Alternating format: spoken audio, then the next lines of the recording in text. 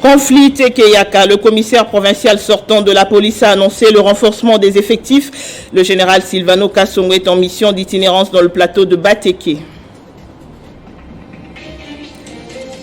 Les combats se poursuivent à Khartoum alors que plusieurs pays ont commencé à évacuer leurs ambassades ou ressortissants. Situation toujours tendue au Soudan depuis que les généraux au pouvoir se sont lancés dans une guerre sans merci. Chaque année, le 23 avril, des événements ont lieu dans le monde pour reconnaître l'étendue des livres. À Kinshasa, plusieurs activités culturelles ont été organisées en cette journée mondiale du livre et du droit d'auteur. Nouvelle édition sur Télé 50, bienvenue à tous. Lutte contre l'impunité au sein des forces armées en Ituri. 9 militaires ont été condamnés à des peines allant de 5 à 12 mois de servitude pénale, principale pour meurtre par mutilation et pillage. 7 autres personnes ont également été condamnées à des peines de 5 à 20 ans pour participation au mouvement rebelle ougandais ADF. C'est le verdict rendu par la Cour militaire de l'Ituri dans son audience publique à la tribune centrale de Bunia. Les détails dans ce reportage de la presse militaire.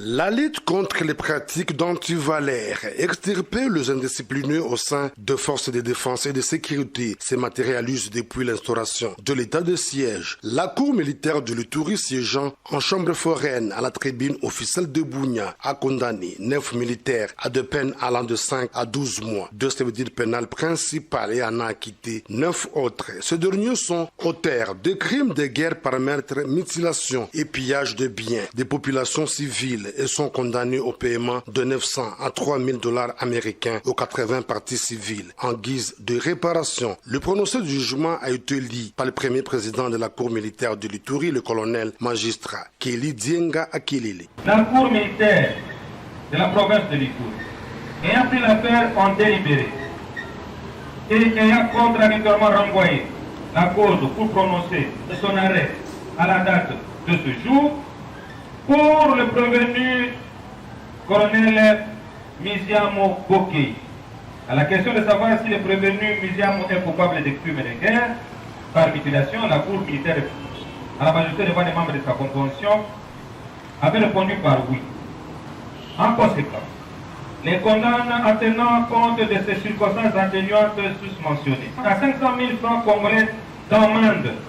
Pour rappel, les faits pour lesquels sont reprochés le condamné remontent en juillet 2021 où les cas de pillage, meurtre, mutilation de cadavres ont été documentés par certaines organisations de la société civile et de la MONUSCO dans les localités de Kobu, Itendei et Bambou en territoire de Djougou, ainsi que le convoi de Médecins sans frontières attaqué en date du 28 octobre 2021. Par ailleurs, le deuxième prononcé du jugement a concerné les réseaux de recruteurs de ZADF où 7 prévenus civils sont reconnus coupables de 3 chefs d'accusation, notamment association de malfaiteurs, participation à un mouvement insurrectionnel et trahison. Nonobstant, la même cour a acquitté 4 autres prévenus dans cette affaire et a ordonné l'arrestation immédiate de 3 prévenus. Sur le plateau du journal Afrique de TV5 Monde, l'ancien Premier ministre Adolphe Mouzito, candidat à la présidentielle de 2023, s'est exprimé sur l'actualité et les défis du pays. Il a notamment évoqué la spirale de la violence à l'œuvre dans l'est de la RDC. On l'écoute. Le Rwanda ne comprend que le langage de la force. Nous ne pouvons pas négocier avec les Rwandais parce que, en fait, comme dit un proverbe africain, quand un petit poussin remplit une marmite, c'est qu'il y a en dessous son père ou sa mère, son père les coqs. Et nous sommes conscients que ce sont les multinationales qui financent cette guerre-là, qui utilisent le Rwanda. Nous pensons qu'il faut faire la guerre au Rwanda. Et nous allons profiter de ces moments de répit, moment où les forces sous-régionales sont sur le terrain, avec tout ce que nous constatons malheureusement, pour que nous puissions préparer la guerre. Vous savez que les Rwandais nous font ce qu'ils nous font parce qu'ils ont réussi à nous infiltrer, et cela depuis l'année 1996. Ils nous ont infiltrés. Et ils ont profité du moment où le Congo n'avait pour budget que 100 millions de dollars. c'est trop petit. Les Rwandais, c'est 1% du Congo, voyez-vous. C'est même difficile de les attaquer, mais nous sommes bien obligés de les attaquer le moment venu pour les repousser vers leur territoire. À ce moment-là, nous pourrions négocier avec les vrais partenaires qui sont les multinationales qui profitent de cette situation pour prendre frauduleusement nos minéraux. Et nous pensons que si officiellement nous négocions avec les multinationales pour une exploitation officielle gagnant-gagnant avec les multinationales, ça nous permettra de mettre fin à cette situation une fois pour toutes. Situation sécuritaire toujours cette fois-ci dans le Kwamouth. Le commissaire sortant de la police ville de Kinshasa, Silvano Kasongo, a effectué une mission d'itinérance dans le plateau de Bateke. Il était question pour lui de s'imprégner de la situation sécuritaire qui prévaut dans ce coin secoué par les conflits entre les Teke et les Yaka. Regardez. Le commissaire divisionnaire Silvano Kasongo, commissaire provincial de la police ville de Kinshasa faisant fonction, a effectué une visite d'inspection et d'itinérance dans la partie est de la capitale, précisément au plateau de Bateke. Ce coin du pays vit depuis près d'une année les affres du conflit entre les Teke et les Yaka, commencé à Kwamouth dans la province de Mai-Ndombe, mais qui s'est ramifié jusqu'à Kinshasa. Sur instruction du chef de l'État et commandant suprême de l'armée et de la police Félix-Antoine Tshisekedi Tshilombo, les FARDC et les policiers ont été déployés pour sécuriser la population et ses biens. Dans son itinérance, le commissaire provincial faisant fonction a circulé dans plusieurs villages touchés par ce conflit. À Menkao, Ngouma, Mbankana ou encore Mampou, Silvano Kasongo s'est mis à l'écoute de la population qui a profité du passage du chef de la police de Kinshasa pour louer le travail de pacification que font les forces de l'ordre, a aussi dénoncé certaines brebis galeuses qui font preuve de laxisme vis-à-vis des insurgés appelés Mobondo.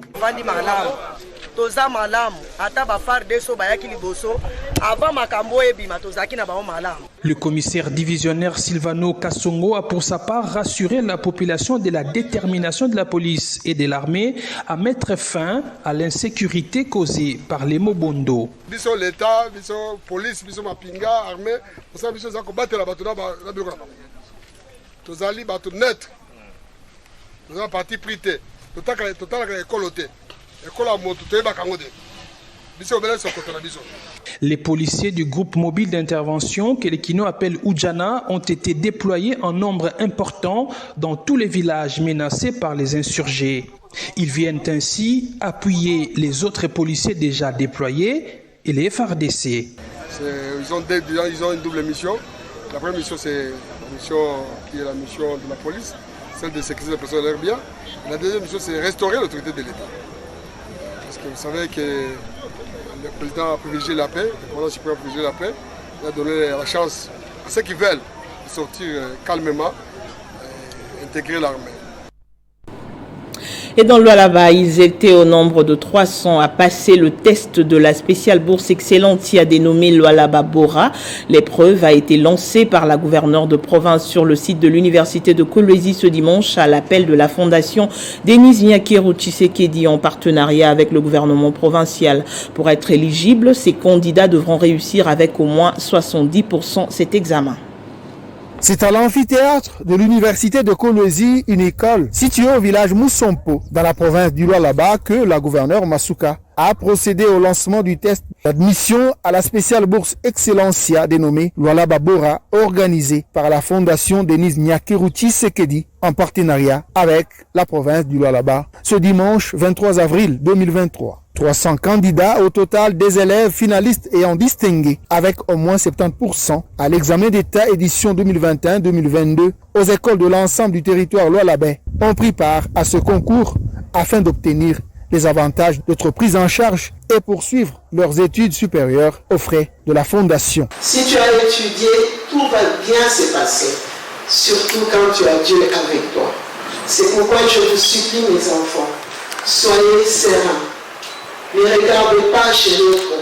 Ne pensez pas que celui qui est à côté de vous est plus intelligent que vous. Dites-vous, je suis la meilleure. Je suis le meilleur. Je suis le plus intelligent. Je suis la plus intelligente. Et vous allez voir que la province devra chercher deux moyens pour vous envoyer, vous tous, là où Dieu a permis que vous puissiez aller étudier pour le bien de la province du Lualaba. Après avoir prié avec les candidats de sa juridiction, Marie-Thérèse Masuka Saini a, avant de lancer ce test, exprimé sa gratitude à la très distinguée première dame, Denise Nyakeru Tshisekedi, qui a accepté d'honorer spécialement la province du Lualaba avec la spéciale bourse Excellencia Lualaba Bora, et ce, pas seulement en faveur des lauréats des années 2021-2022, mais également de l'année prochaine.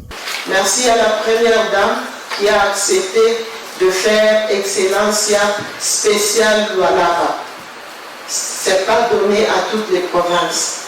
Elle a en outre encouragé et souhaité la réussite aux jeunes candidats.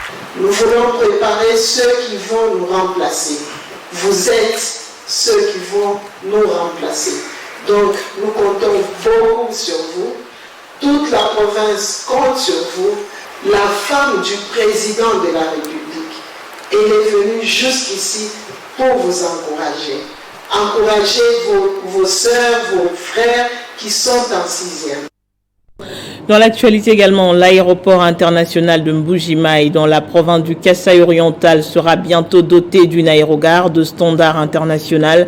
Représentant le chef de l'État, le vice-premier ministre en charge de l'Intérieur, Peter Kazadi, a procédé samedi à la pose de la première pierre de construction de cet édifice en présence notamment du ministre national ayant en charge le transport, le ministre des Finances, le gouverneur de la province du Kasaï oriental et des travaux financés par le gouvernement congolais qui vont s'étendre sur une superficie de 5245 m².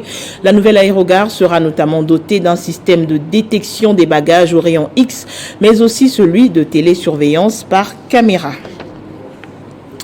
L'autorité de régulation de la sous-traitance dans le secteur privé a des nouveaux OPJ. Après une session de formation de plus d'une semaine, les nouvelles recrues ont prêté serment devant l'autorité judiciaire afin d'être habilitées à exercer leurs fonctions comme auxiliaires de la loi.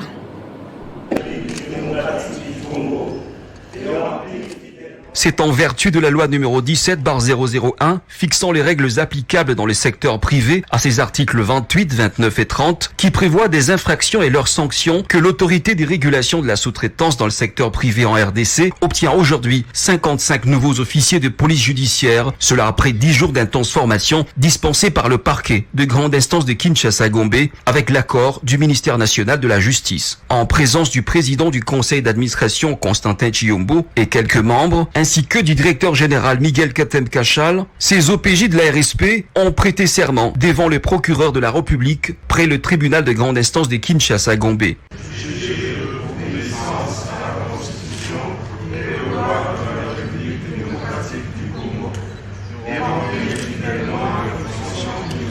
Au procureur de la République, Edmond Issofa, de prendre acte de leur déclaration. Je prends acte de votre prestation de serment en qualité d'officier de police judiciaire.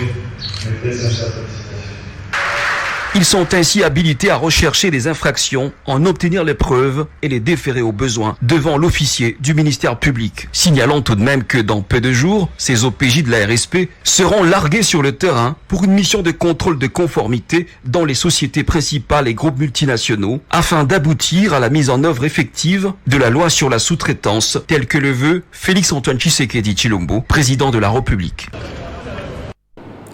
Et dans l'objectif de répondre aux problèmes de coupure intempestive du courant électrique en RDC, le directeur général ad intérim de la Société nationale d'électricité est descendu à Inga 1 et 2 pour s'imprégner de la situation afin d'apporter des solutions à ces problèmes qui perdurent. Sur ce site historique du barrage d'Inga, bien des problèmes expliquent les déficits de production électrique que connaît la Société nationale d'électricité. Mais avec un peu de dynamisme. Mais des solutions existent pour que tous les potentiels de ces barrages capables d'alimenter toute l'Afrique soient exploités. Directeur général ad intérim, professeur docteur en génie civil, Teddy Luamba, veut être du côté des solutions. À la tête d'une forte délégation, il est venu donner un coup de pêche aux équipes qui travaillent à l'amélioration de la capacité de production électrique du barrage Inga 1 et 2. La délégation dans laquelle font partie quelques membres du conseil d'administration a fait le tour et a reçu toutes les explications non seulement sur les exploits qu'accomplissent les équipes techniques techniques de la SNEL, mais aussi le défi auxquels elles font face, notamment la maintenance des machines et la rareté des pièces des réchanges, qui ont causé l'arrêt des services de 2 sur le 8 groupes qui utilisent ce barrage. Nous sommes dans une dynamique selon laquelle nous cherchons d'abord à récupérer encore plus de puissance sur l'indisponible que nous avons, notamment ici à Inga. Nous sommes aussi dans une visée qu'il y a des travaux sensibles qui devraient se faire dans la journée. Il était impérieux de pouvoir approcher nos équipes pour pouvoir être avec eux. Et nous sommes en tout cas satisfaits par une dynamique des Congolais qui sont ici, qui font un travail très impressionnant. De quoi rassurer la population congolaise, principale cliente de la Société nationale d'électricité, dont l'objectif est de retrouver sa capacité de production d'un temps, alors qu'à ce jour, elle n'en est qu'à 20%. En dehors de la RDC, les combats qui opposent l'armée soudanaise du général Al-Burhan et les forces de réaction rapide au général Daglo, surnommé Emeti à Khartoum, entrent dans leur 2e semaine. Ce week-end, les chancelleries étrangères ont déclenché des opérations d'évacuation dans certains de l'Union européenne qui comptent quelques 1500 ressortissants dans le pays, comme les États-Unis ou encore le Royaume-Uni. La France a lancé à son tour l'évacuation de son personnel diplomatique et de ses ressortissants ce dimanche. En culture, l'artiste musicien Félix Oazeko a été face à la presse musicale mercredi dernier au Kempinski Hotel. Le contenu artistique ainsi que la logistique relative à sa production du 12 août 2023 au Stade des Martyrs ont constitué le menu de cet échange avec les professionnels des médias. Bob Ambongo était présent pour le compte de Télé 50. Cette conférence de presse, la première de la série tenue à 4 mois de l'événement, a donné l'occasion à Félix Oazeko de dévoiler brièvement le contenu de son concert taxé de réconciliation intergénérationnelle avec à la clé des invités de marque. L'événement du 12 août 2023 au Stade des Martyrs sera un concert de réconciliation.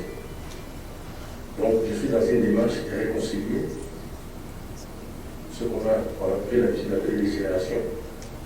Voilà. Donc dans ces concerts sont invités. Pour le moment, il y a d'autres noms qui pourront ou qui pourraient être ajoutés. J'ai invité Papa Jeannot Goubenga, Kofi Olomide, Barbara Kanam et Fabio Regas.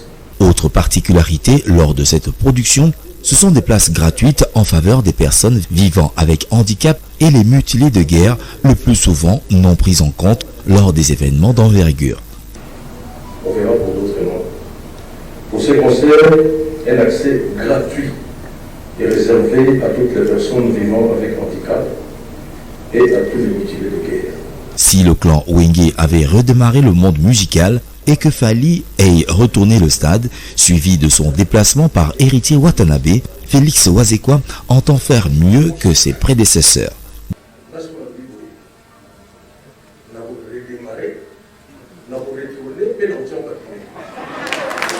Dans l'intervalle, c'est la polémique qui s'installe au sujet de la masse humaine à ramener dans ce sanctuaire sportif de 80 000 places. Félix Oazeko est donc face à un défi à relever, mais pour lequel il ausculte déjà le succès. Je l'ai annoncé dans le sommaire à l'occasion de la Journée mondiale du livre et des droits d'auteur célébrée le 23 avril de chaque année. Plusieurs activités ont été organisées à Kinshasa pour marquer cet événement. Le but était d'inciter la nouvelle génération à la culture de la lecture. C'est depuis 1995 que l'UNESCO a fait de la journée du 23 avril de chaque année une journée dédiée aux livres et aux droits d'auteur en vue de promouvoir le plaisir de la lecture.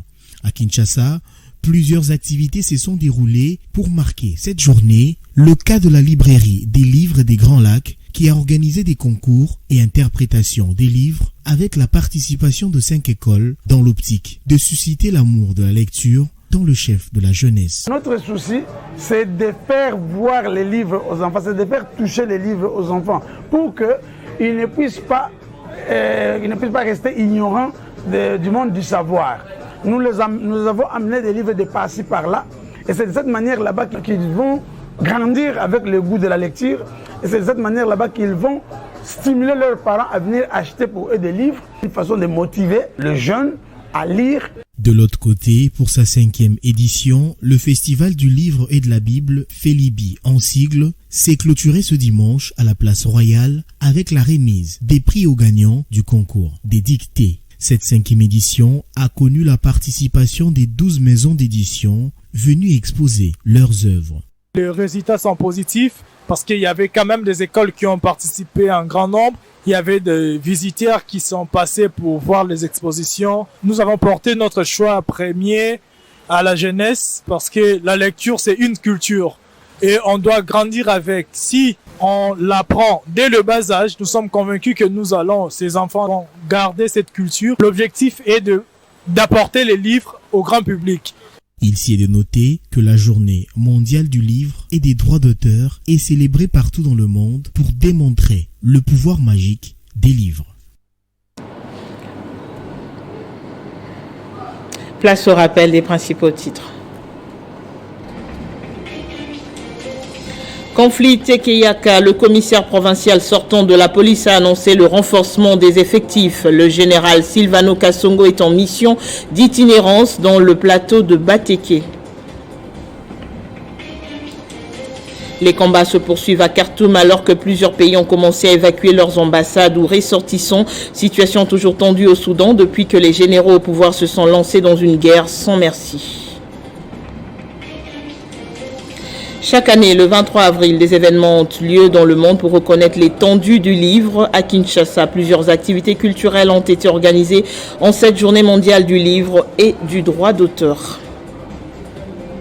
Le journal revient dans moins d'une heure. Excellente suite de nos programmes.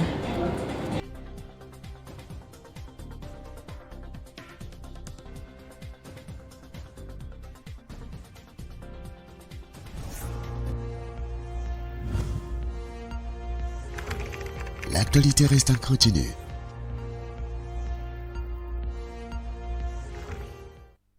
Dossier Institut géographique du Congo, IGC en sigle. Contrairement à ce qui se raconte dans les réseaux sociaux, la signature du contrat avec la société Sokeriko le lundi 20 novembre 2022 avait eu lieu en bonne et due forme dans l'enceinte de l'IGC devant les agents de cet institut de recherche, comme le reconnaît le directeur général intérimaire de l'IGC, le professeur Eric Missilou. Vous voyez, si nous sommes aujourd'hui ici dans cette salle, pour que ça puisse rester un jour mémorable. Parce que la signature, si nous l'avons fait dans mon bureau ou mon ministère, beaucoup auraient leur idée pour dire voilà ce qui s'est passé. Alors qu'il est venu ici en toute transparence, parce qu'il y a eu un travail de condition, peu importe tout ce que nous avons entendu, peu importe tout ce qui circule sur les réseaux sociaux. Mais aujourd'hui, nous sommes face à la réalité. Voilà le moment tant attendu. Nous assistons à l'instant à la signature du contrat de partenariat entre l'IGC et son partenaire Sokeriko. Il faut le dire que selon le contrat signé dans le cadre du partenariat public-privé décidé par le gouvernement au Conseil des ministres du 18 mars 2022 en vue de moderniser les centres et instituts de recherche relevant du ministère de la Recherche scientifique et innovation technologique, il a été exigé à la société Sokeriko de construire un immeuble R+7 avec parking souterrain devant abriter non seulement les services de l'IGC mais aussi les autres instituts et centres de recherche en souffrance des locaux. Ce sera donc la cité de la science. En contrepartie, la société Sokeriko va ériger un immeuble R+11 avec 2 parkings sous-sol et une galette de R+3 contenant un mall plus une tour administrative de 8 étages. Pendant l'exploitation de cet immeuble, un pourcentage déterminé sur le loyer reviendra à l'IGC qui deviendra propriétaire exclusif de cet immeuble après l'échéance convenue. Il n'y a donc pas eu ni vente ni spoliation de la concession de l'IGC comme les réfracteurs à la rénovation et l'innovation veulent le faire croire à l'opinion, mais plutôt d'une location pour un certain temps. Et toutes les procédures de passation de marché ont été respectées.